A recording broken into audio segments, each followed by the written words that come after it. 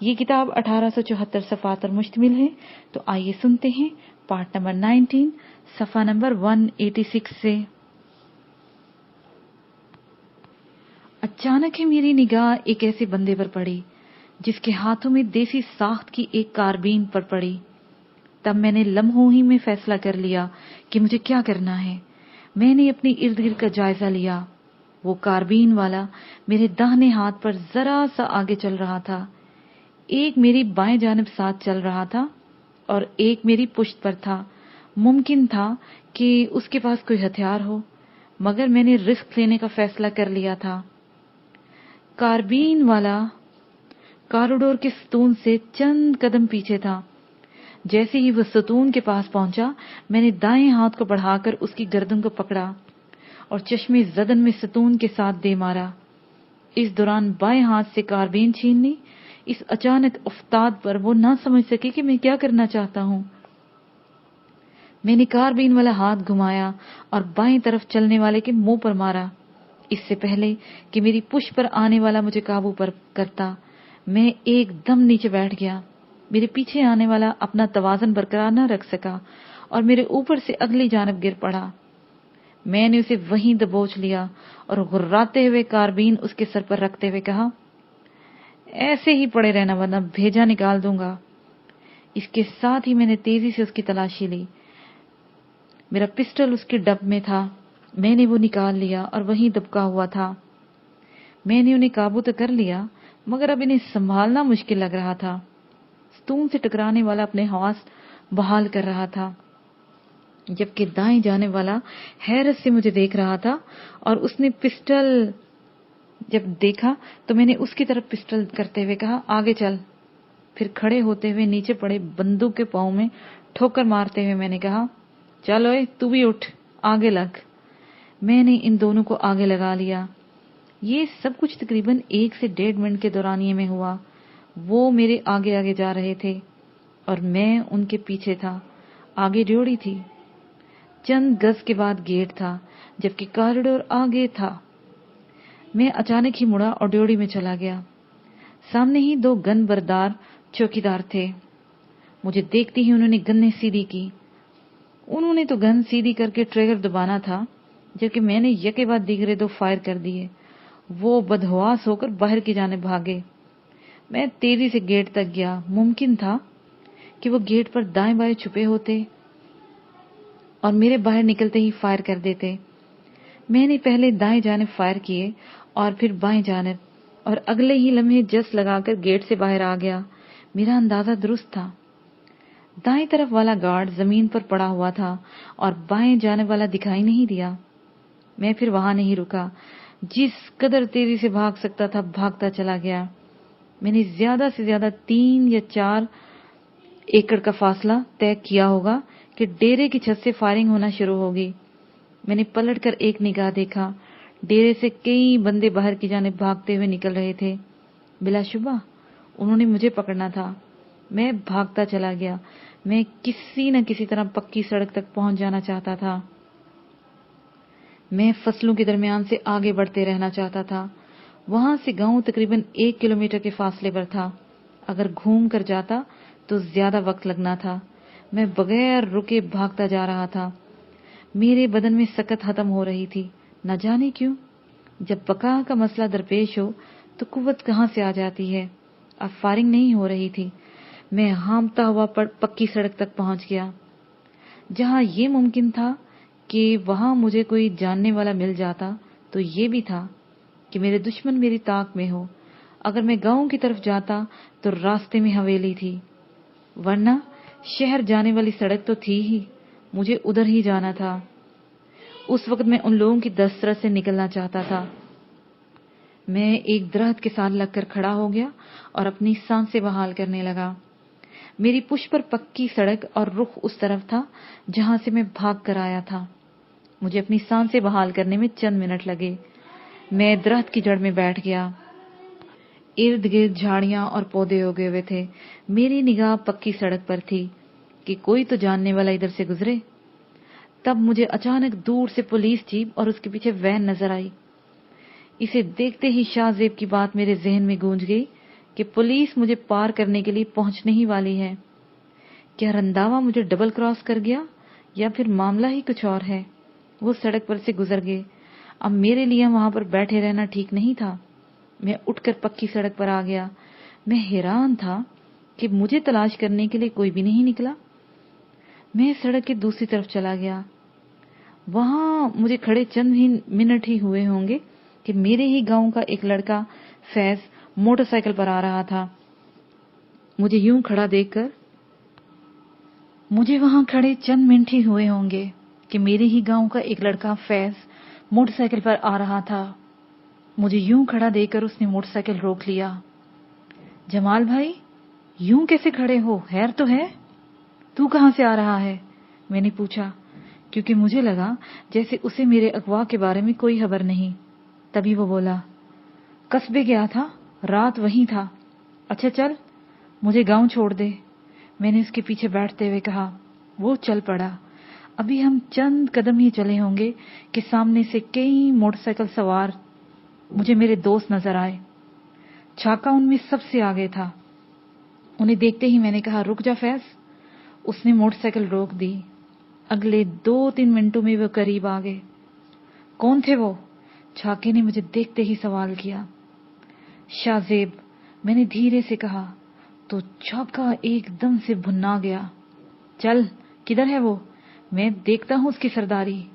نہیں، ابھی نہیں، ادھر ابھی پولیس ہے، وہ ہمارے حق میں نہیں، واپس چل، آج شام سے پہلے پہلے انہیں دیکھ لیتے ہیں، میں نے کہا اور چھاکے کے پیچھے بیٹھ گیا۔ گاؤں کے چوک تک پہنچتے پہنچتے سب کو خبر ہوگی کہ مجھ پر حملہ کرنے والے سردار شاہ دین کے بندے تھے۔ وہیں برگد کے درخت تلے کئی لوگ تھے، ان میں چاچا رحمت بھی تھا جو ہمارے گاؤں کی پنچایت کا ایک اہم رکن تھا۔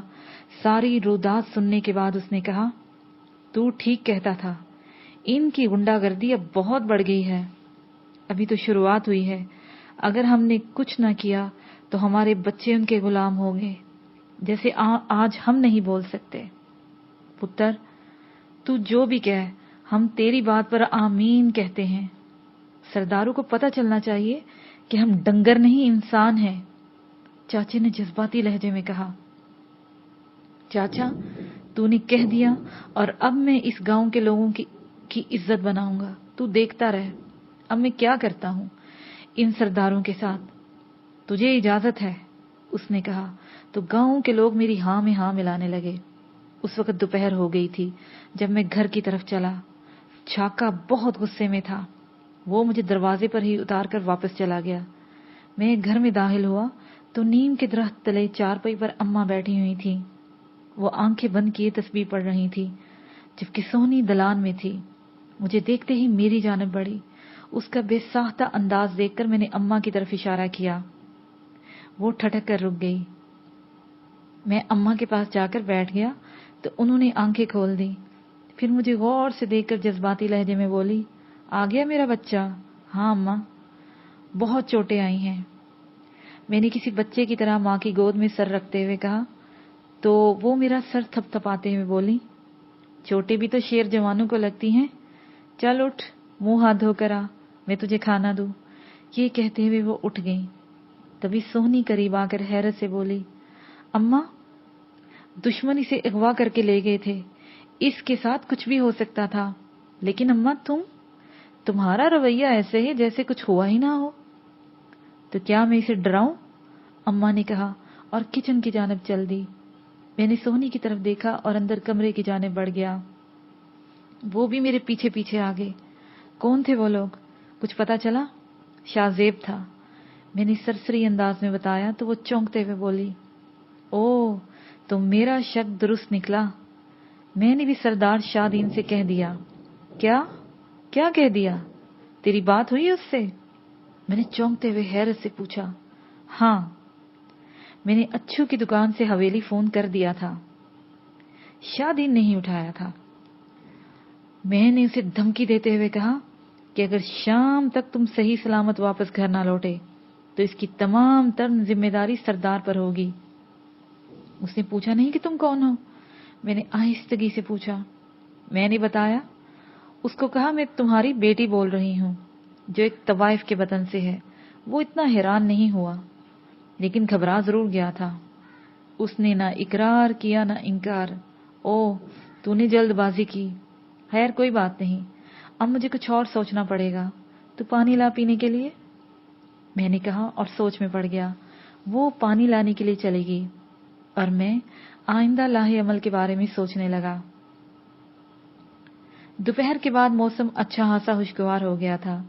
जसपाल रात देर तक हरप्रीत से बातें करता रहा।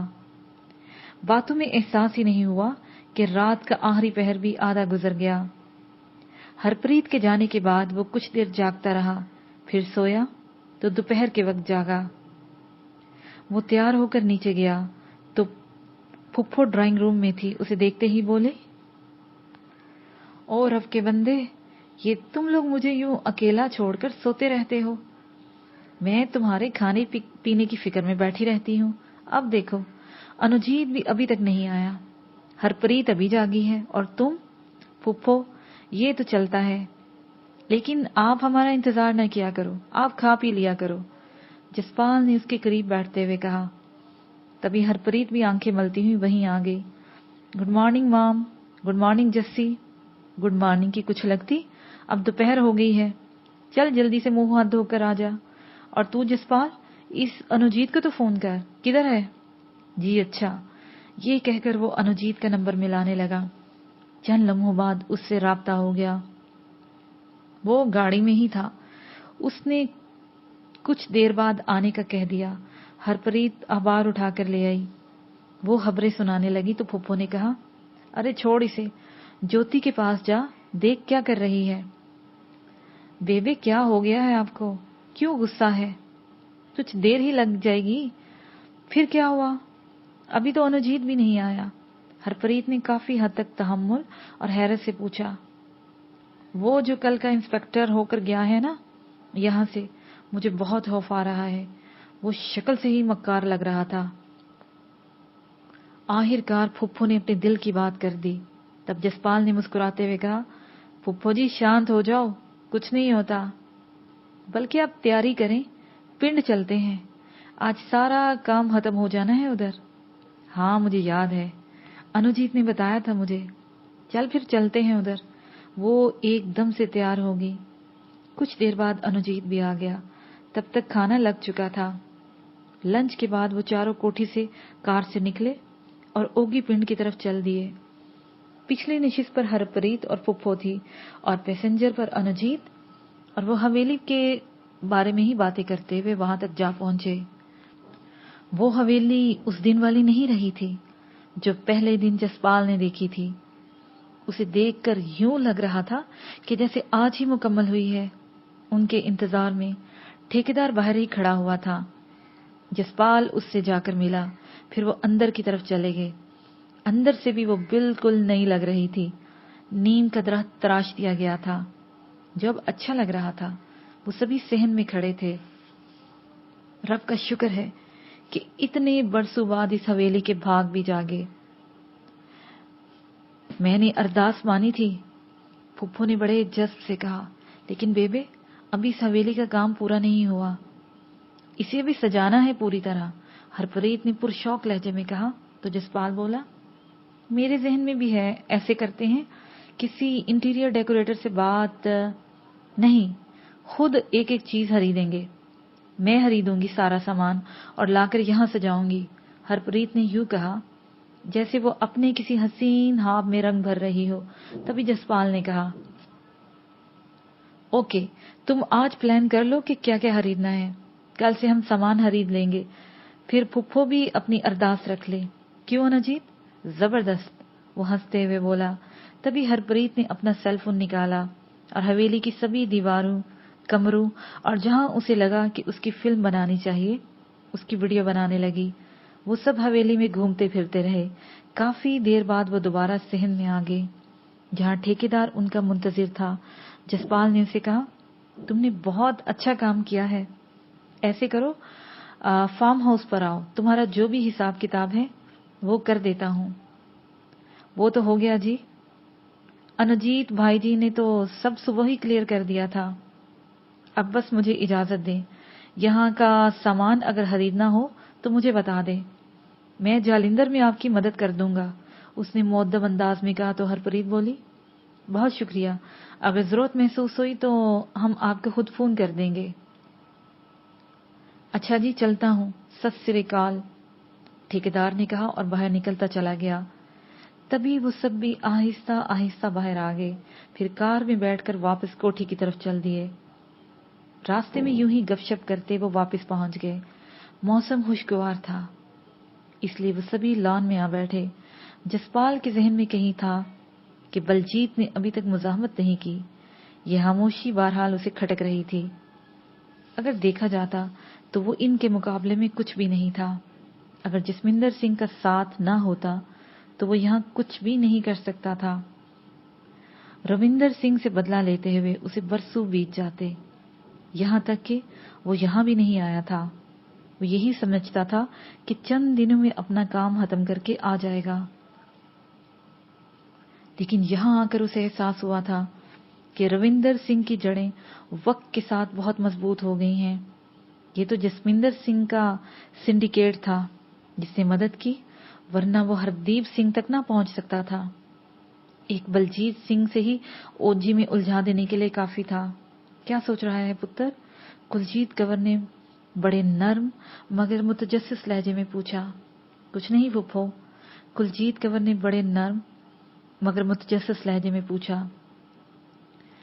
मैं बस ओगी पिंड के बारे में सोच रहा था, जसपाल ने धीमे लहजे में कहा।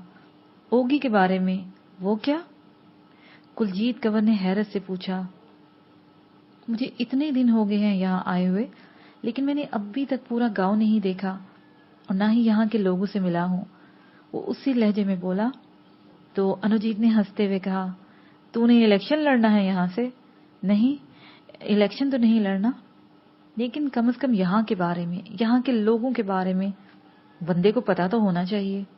चलो मैं बता देता हूँ तुम्हें।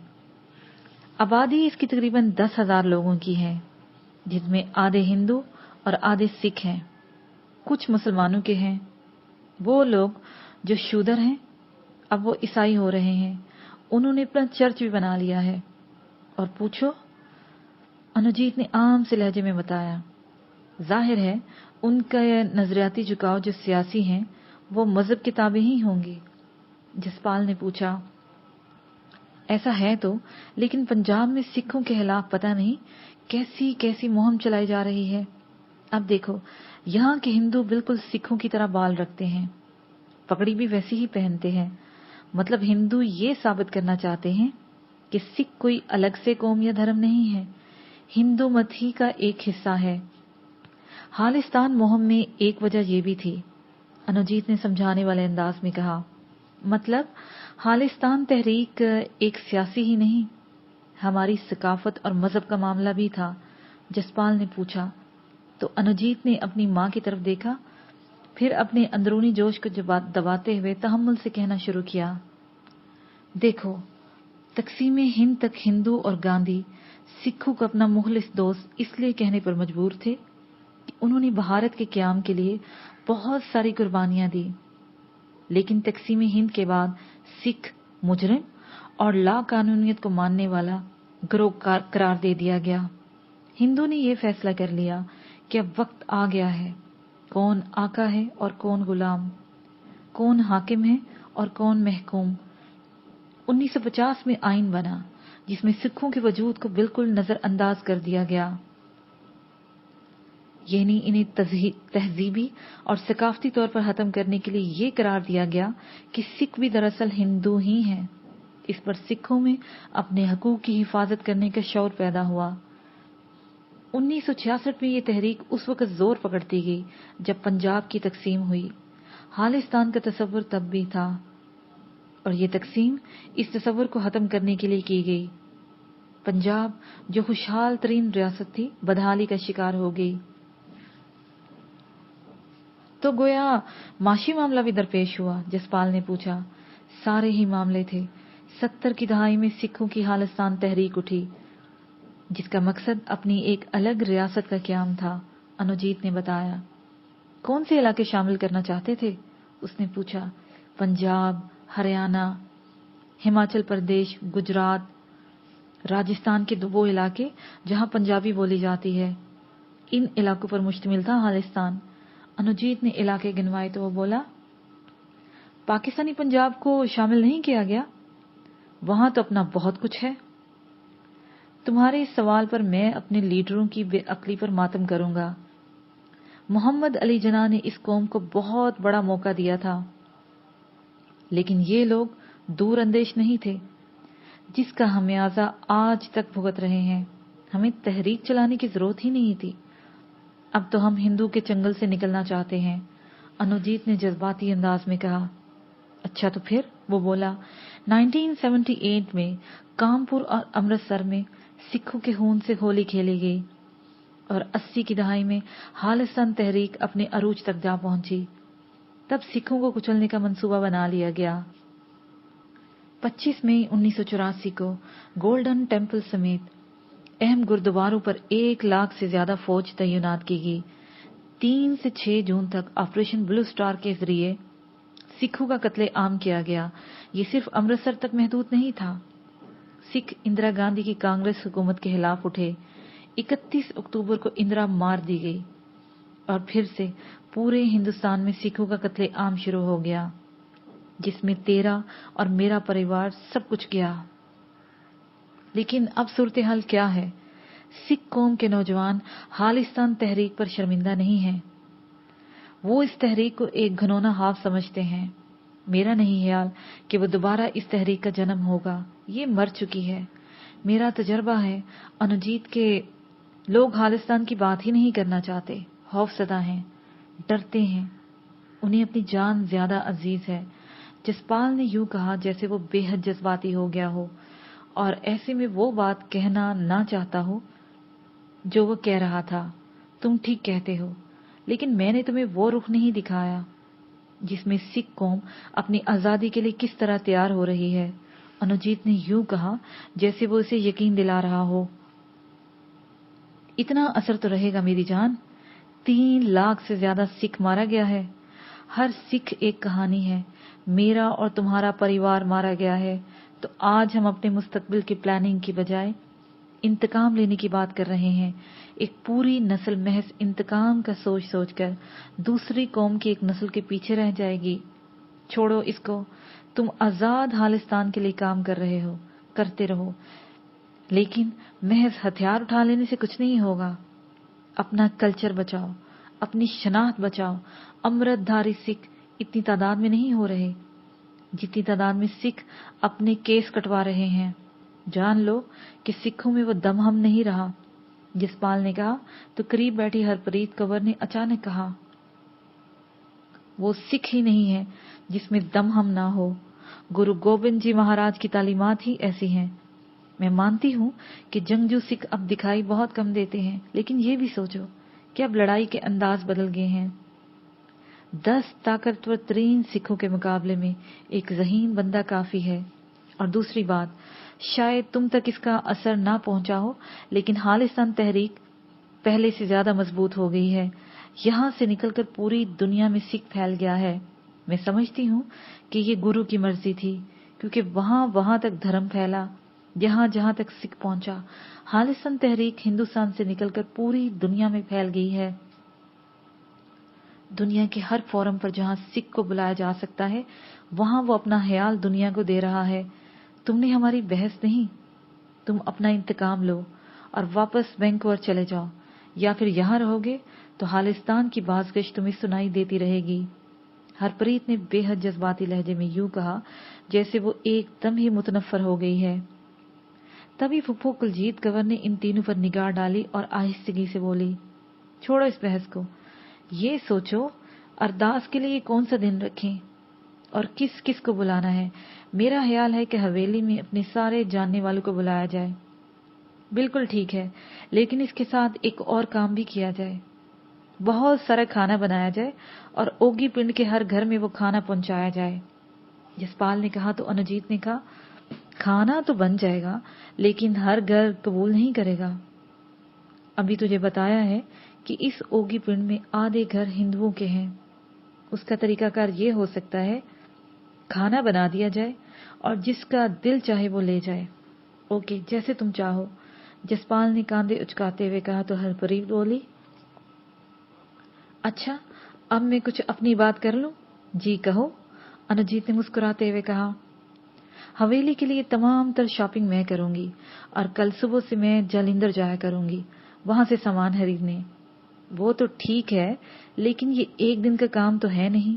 मेरे ख्याल में पहले तुम ये तय कर लो कि हवेली में क्या क्या चीज चाहिए होगी, वो कैसी हो। अनुजीत ने अपनी राय दी। ये मशवरा भी अच्छा है, हरप्रीत सोचते हुए बोली। फिर चंद लम्हे सोचते रहने के बाद कहा, चलो आज फिर मैं तय कर लेती हूँ। उसने कहा तो कलजीत कवर उठते हुए बोली, अच्छा मैं जरा किचन में झांक लूं, ज्योति ने आज क्या बनाया है। मैं जरा बाहर से आऊं, कुछ लोग इंतजार कर रहे हैं, पैगाम पर पैगाम आ रहे हैं, अनुजीत सेल फोन देखते हुए कहा और उठ गया। तो हरप्रीत ने जसपाल की तरफ देखकर कहा, अब तुम्हारा क्या प्रोग्राम है? जैसे आप कहें, मुझे तो ये लगता है जैसे मैं बनाए ही आपके लिए गया हूं, उसने आहिस्तगी से मुस्कुराते हुए कहा। तो हरप्रीत एक लम्हे को शर्मा गई, उसके चेहरे पर सुर्खी आ गई, फिर खुद पर काबू पाकर बोली, ये किस फिल्म के डायलॉग है? मुझे याद नहीं, जसपाल ने ढटाई से कहा। तो वो कहका लगाकर हंस दी, फिर बोली, चलो आओ हवेली के बारे में थोड़ा प्लान करते हैं। ठीक है चलो, उसने उठते हुए कहा। तो हरप्रीत भी उठ गई।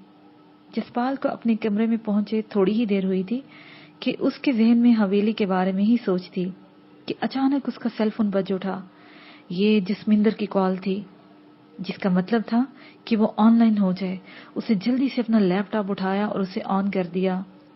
कुछ देर के बाद वो ऑनलाइन था। कुछ देर बातों के बाद उसने कहा, जसपाल तुमने अभी जालिंदर जाना है, वहां तुम एक रिजॉर्ट में रहोगे और जाते हुए तुम रणवीर सिंह को बता कर जाओगे। इससे ये भी पूछना कि तुम पर हमले के मुजरिम पकड़े गए हैं कि नहीं। मुझे जालिंदर में क्या करना है? उसने पूछा। अपनी जायदाद के हसूल के लिए कुछ जिले ऑफिसर से मिलना है, जिसके लिए तुमने वहां के एक वकील केशव मेहरा की खिदमत ली हैं। वो तुमसे खुद आकर मिलेंगे, बाकी बातें वो खुद तुम्हें समझा देंगे। ठीक है, मैं अभी निकलता हूं, जसपाल ने कहा। तुम्हें अभी ही निकलना होगा, लेकिन ये याद रखना कि तुम्हारी हर पल की निगरानी होगी। अभी भी तुम्हारे घर के आसपास लोग मौजूद हैं। जसविंदर सिंह ने इसे समझाया। फिर चंद इधर उधर की बातों के बाद वो ऑफलाइन हो गया। अब न जाने इसमें क्या राज था। उसने एक लम्हे को सोचा और हरप्रीत को फोन कर दिया। उसने फोन पिक कर लिया। हैरियत तो है जस्सी जी? उसके लहजे में हल्की सी तशवीश थी। हमें अभी जालिंदर जाना है, फुप्पो को बताओ और खुद भी तैयार हो जाओ, 10 मिनट है तेरे पास। हैरियत तो है? उसे तेजी से पूछा। रास्ते में बता दूंगा, वैसे हैरियत ही है, हरी अप। ये कहकर उसने फोन बंद कर दिया। फिर रणवीर सिंह के नंबर में लाते हुए उसने अपनी अलमारी खोल दी। कुछ देर के बाद उसका नंबर मिल गया। जसपाल जी, कैसे याद कर लिया हमें? रणवीर सिंह ने काफी हद तक खुशगवार मूड में कहा। आपकी कानून की पासदारी के लिए ऑफिसर, हालांकि आप ऑफिसर हैं नहीं, मगर मैं आपको खुश करने के लिए कह रहा हूं। ये कहते हुए वो धीरे से हंस दिया। कानून मेरा नहीं, सबका है, भारत माता के सारे लोगों का, उसे संजीदा होते हुए कहा। तो जसपाल तंजिया अंदाज में बोला, अगर ऐसा होता ना रणवीर सिंह साहब, तो मुझे यहां आकर इतनी मेहनत न करनी पड़ती। वैसे आपको ऐसे फोन भी तो ना करना पड़ता। क्यों? रणवीर सिंह ने पूछा तो वो बोला, मुझे अभी जालिंदर जाना है, जहां मुझे कुछ ऑफिसर से मिलना है। चूंकि आपने मुझे अपनी मूवमेंट के बारे में बताने के लिए पाबंद किया है, इसलिए बता रहा हूं।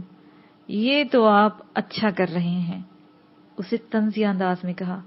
मुमकिन है मैं इस बारे में अपने वकील से मशवरा करूं, क्योंकि आपका कानून बेचारा इतना अंधा है कि मुझ पर हमला करने वाले लोगों को अभी तक पकड़ नहीं सकता। वैसे मुझे नहीं लगता कि कानून अंधा है, जसपाल ने हंसते हुए कहा। तो आपको क्या लगता है? उसे तेजी से पूछा। खुली आंखों के साथ भी अंधा बनने का ढोंग कर रहा है। ورنہ اب تک وہ میرے مجرم کو پکڑ لیتا. خیر 2-4 دن لگ جائیں گے مجھے، جسپال نے تیزی سے کہا. وہاں قیام کہاں ہوگا؟ رنویر نے پوچھا. ظاہر ہے میرا وہاں جاننے والا ایسا کوئی نہیں، کسی ہوٹل وغیرہ میں ٹھہروں گا. اگر آپ کسی اچھے ہوٹل یا قیام گاہ کے بارے میں بتا دیں تو. جسپال نے جان بوجھ کر جملہ ادھورا چھوڑ دیا. مجھے نہیں سمجھ آ رہی کہ آپ وہاں کیوں ٹھہریں گے.